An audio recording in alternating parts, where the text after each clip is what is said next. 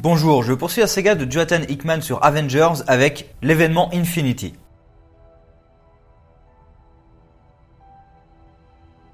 Sur Titan, un Outrider vient rapporter le succès de sa mission sur la planète Al-Aghulo à son maître. Et il en reçoit une nouvelle, trouver un autre monde à raser. Sur Al-Aghulo, le second de ce maître, Corvus Glaive, a tué le champion du roi. La planète a déjà été rasée et il n'y a plus que quelques milliers d'habitants. Ils acceptent de payer le tribut. Enfin, Corvus le ramène donc à son maître, Thanos. Un coffre rempli de têtes tranchées. L'Outrider arrive sur Terre à la recherche de quelque chose. Il s'infiltre sur Attilan, puis dans l'esprit de son roi. Il y voit son passé quand le Terrigen Mist lui a donné ses pouvoirs, puis les Illuminati, et enfin la destruction des gemmes d'infinité, mais pas ce qu'il recherche. Black Bolt se réveille, mais l'assassin parvient à fuir avec un bras en moins. Il le fait sentir à Lockjaw et ouvre un portail avec lui sur sa destination. Mais l'Outrider parvient à rejoindre son vaisseau malgré tout. Sur la planète où se trouve Captain Universe, le vaisseau ennemi est celui des bâtisseurs. Elle observe alors que les héros de ce monde tentent de le préserver, mais c'est futile. Les bâtisseurs déclenchent leur armement et toute la planète est anéantie. Sword dirige les opérations pour trouver les Skrulls cachés sur Terre. Il y a plusieurs groupes, mais les Avengers parviennent à tous les arrêter. Il se passe cependant quelque chose d'autre en orbite. Captain Universe est de retour, inconsciente. Sword a également reçu un message diffusé par les Kree dans tout l'univers. Un de leurs avant-postes a été complètement détruit par les bâtisseurs, et en analysant la trajectoire de leur flotte, Sword comprend qu'elle se dirige tout droit sur la Terre. Dans la base de Sword, le pic, les Avengers sont tous réunis. Les empires galactiques sont en train de s'unir pour résister à la flotte ennemie, et les Avengers décident d'aller les assister. Seul Tony reste sur Terre pour assurer une ligne de défense au cas où. Les territoires Skrulls sont en pleine guerre civile, mais face aux bâtisseurs, Kl'rt rassemble les seigneurs de guerre. Il propose de rejoindre l'alliance des autres empires, et ils acceptent tous, sauf un qui reste en arrière pour se battre et gagner du temps. Il attire les bâtisseurs en sacrifiant sa propre vie et détruit une partie de leur flotte avec un soleil. Sur Nomad, le conseil de guerre s'est organisé. Kl'rt représente les Skrulls, il y a aussi Jason, roi de Spartax, Gladiator, le Majestor des Shi'ar, Ronan et la suprême intelligence Kree, la reine des Broods, même Annihilus de la Negative Zone, et désormais les Avengers. Pour vaincre leur ennemi, il faut un piège. Et ils ont une idée. Le Corridor, une ancienne bataille entre le Kree et Shi'ar, proche d'un trou noir. L'objectif est de bloquer la flotte entre eux et le trou noir. Leur assaut se concentre sur ce qui semble être le vaisseau de commandement et ils parviennent à le détruire.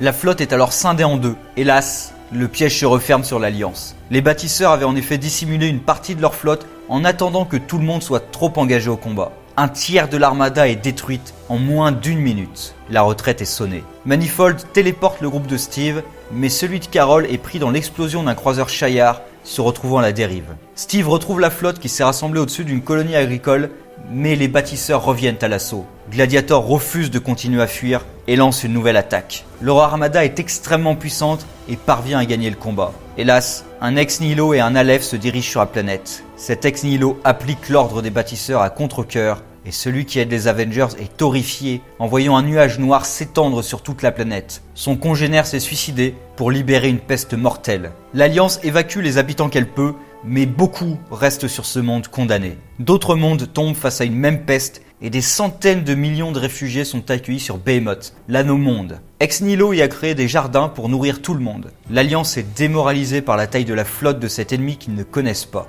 Steve propose de demander à Ex Nihilo, mais lui-même n'a jamais rencontré ses créateurs. Il veut cependant arrêter la destruction qu'il propage. Les Kree analysent enfin le trajet de la flotte et découvrent leur cible, la Terre. Jason comprend donc la venue des Avengers. Le groupe de Captain Marvel se réveille, capturé par les bâtisseurs. Ex Nihila amène Carol à ses maîtres. Ils ont capturé avec elle Nightmask, Starbrand, Abyss, alors qu'ils croyaient les abysses éteintes, et même Captain Universe, celle qu'ils vénéraient jadis. Ils veulent savoir pourquoi ils ont choisi les humains. Et ils reçoivent un message holographique de Jason, roi de l'Empire Spartax. Il a compris que leur but était de détruire la Terre, et il est prêt à leur offrir en échange d'une trêve. Il a raison. Ils veulent sauver l'univers en la détruisant, mais ils refusent sa trêve, car grâce à lui, ils viennent de trouver la position du Conseil. Et ils attaquent avec toute leur armada. Presque la moitié des réfugiés meurent dans l'attaque. Et après celle-ci, les bâtisseurs offrent leur terme aux empires. Rendez-vous ou périssez. L'Empire Kree se soumet, et Ronan, à contre-cœur, doit abandonner les combats pour rentrer déposer les armes sur Allah. Les Shi'ar et les Skrulls refusent la reddition. Et Jason s'en va en les informant que les bâtisseurs ont des humains captifs. révélant ainsi sa traîtrise. Steve a un plan, car il est habitué à affronter plus fort que lui. Leur flotte attaque l'armada des bâtisseurs en orbite autour de Hala. C'est une diversion pour permettre à Manifold de transporter Banner dans un de leurs tueurs de monde. Ils en prennent le contrôle pour tirer sur l'armada ennemie, mais Hulk reprend le dessus et détruit les commandes. Heureusement, il y avait une deuxième équipe composée de Thor et Klurt qui active un autre tueur de monde. Les bâtisseurs fuient avec une partie de leur flotte et ordonnent à Ex Nihila de rester en arrière pour les venger. Manifold a libéré les captifs et ils font alors face à Ex Nihila. Mais elle envoie juste un message à Abyss avant de partir. Natasha demande à Starbrand d'agir. Il se demandait pourquoi il avait été choisi et aujourd'hui, il a le pouvoir de changer le cours de la guerre. Il active ses pouvoirs et détruit ce qui reste de la flotte ennemie.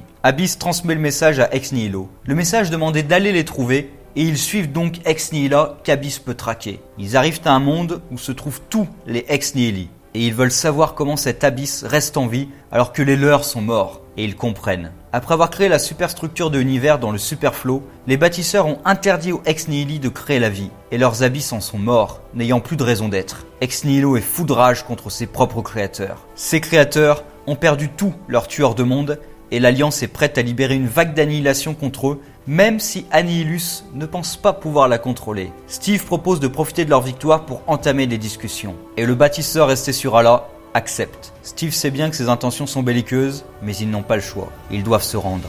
Les bâtisseurs, eux, comptent utiliser ce moment pour le diffuser dans tout l'univers et montrer leur supériorité. Ils ont même fait venir tous les accusateurs de Ronan pour y assister. Steve envoie Thor comme négociateur, et il doit renoncer à son marteau, l'envoyant donc dans l'espace. Le bâtisseur sait qu'il est venu se rendre et l'humilie devant tout le monde. Il lui demande même de s'agenouiller et lui dit que cela ne sauvera pas la Terre. L'humanité est une peste qui doit être éliminée de tout le multivers. Mais le marteau de Thor revient et montre à tous la mort d'un bâtisseur. Thor se relève et demande s'il y a des hommes libres ici. Et Ronan et ses accusateurs répondent à l'appel. Un bâtisseur est mort et maintenant, les Avengers vont gagner. La suprême intelligence reste convaincue que la défaite est inévitable, mais Ronan refuse la reddition et lui fait comprendre assez violemment. Les combats font rage dans tous les mondes et les victoires laissent la place aux défaites, les Shaiar payant le plus lourd des tributs. Ils décident donc d'ouvrir un portail sur la Negative Zone et libèrent une vague d'annihilation. Les drones d'Annihilus qui avaient déjà presque anéanti l'univers par le passé. Les bâtisseurs utilisent leur esprit de ruche contre eux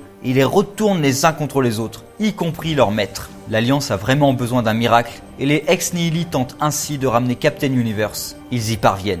Elle pénètre le vaisseau des bâtisseurs et leur demande pourquoi avoir embrassé la mort. Leur raison est simple, les univers meurent et ils espèrent l'empêcher en détruisant l'axe du multivers, la Terre. Cependant, elle ne peut pas l'accepter et tue les bâtisseurs. L'un d'eux parvient à fuir hors de cet univers, mais laisse derrière lui un dernier ordre à tous les Aleph. Détruisez tout.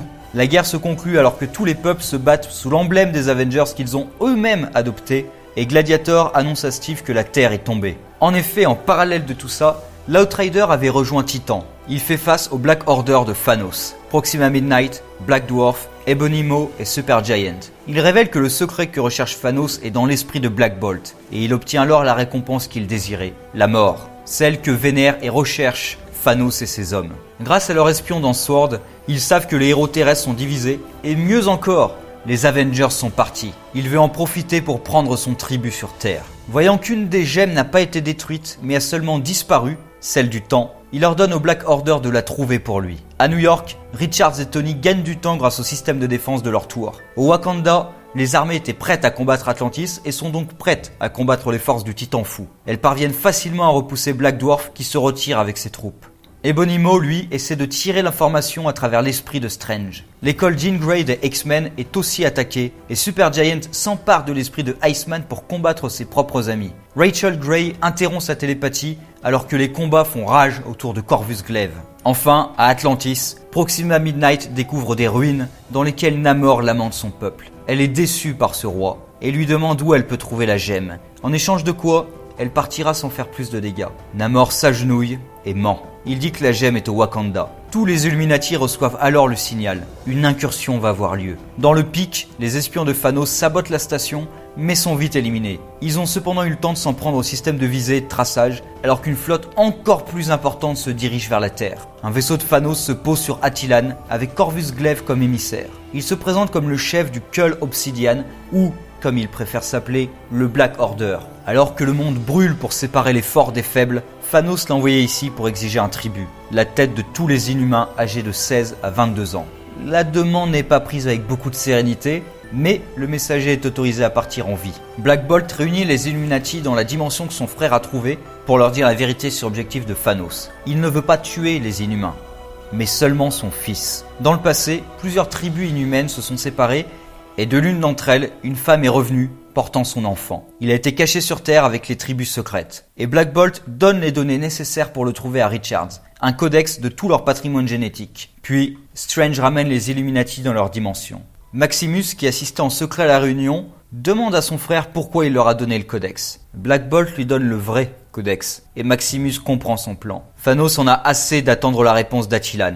Il attend des nouvelles de ses généraux, mais Ebonimo n'est toujours pas revenu. Cependant, Proxima arrive et apporte la nouvelle de Namor. Le Black Order est donc envoyé au Wakanda, sauf Black Dwarf qui a échoué. Les Illuminati acceptent de chercher le fils de Thanos, car les assauts sur leurs villes ou pays respectifs sont finis, pour le meilleur et pour le pire. Strange cherche dans le gouffre éternel au Groenland, et il y trouve le fils. Mais le sorcier suprême est sous l'influence d'Ebonimo. Ce dernier ayant réussi sa mission, il quitte l'ombre du sorcier qui ne se souviendra de rien. Le temps est écoulé et l'incursion est là. Les Illuminati cessent donc leur quête pour s'en occuper, tandis que Thanos envoie toute sa flotte au Wakanda.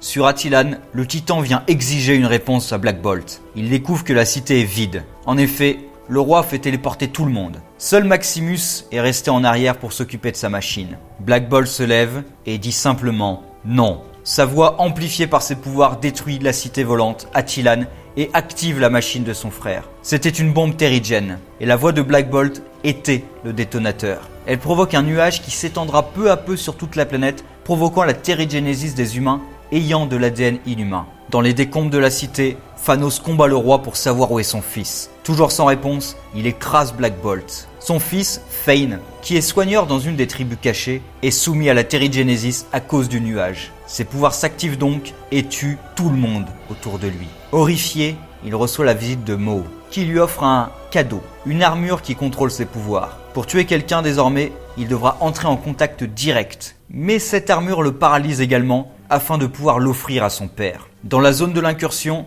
un Aleph se présente aux Illuminati. Ses maîtres veulent les voir. Ils sont accueillis à bord de leur vaisseau, et les bâtisseurs de cet univers observaient l'incursion en espérant l'arrivée d'une espèce intelligente. Un ex nihilo sent la présence d'Ebonimo et la retire de Strange. Les bâtisseurs expliquent qu'ils ne peuvent plus naviguer dans le superflow facilement, et ils pensent pouvoir sauver le multivers, ou au moins prolonger son existence en détruisant toutes les terres. Hélas, les bâtisseurs de l'univers 616 ont été vaincus. Ils ont même récupéré le seul survivant qui s'est enfui dans l'univers le plus proche, c'est-à-dire le leur. Ils décident de renvoyer les Illuminati sur Terre dans l'espoir que eux acceptent de détruire leur Terre, tandis qu'ils détruisent celle de leur univers. Au Wakanda, Corvus a fait tomber les murs de la Cité d'Or et sa femme Proxima mène la charge. Shuri est obligé de se retirer face à l'attaque et en interrogeant un des prisonniers, Proxima apprend où réside T'Challa, dans la Cité des Morts, la nécropolis dont il est roi. Ils y emmènent Thanos qui n'y trouve pas la gemme, mais il trouve les bombes des Illuminati. En voyant les prisonniers, surtout Black Swan,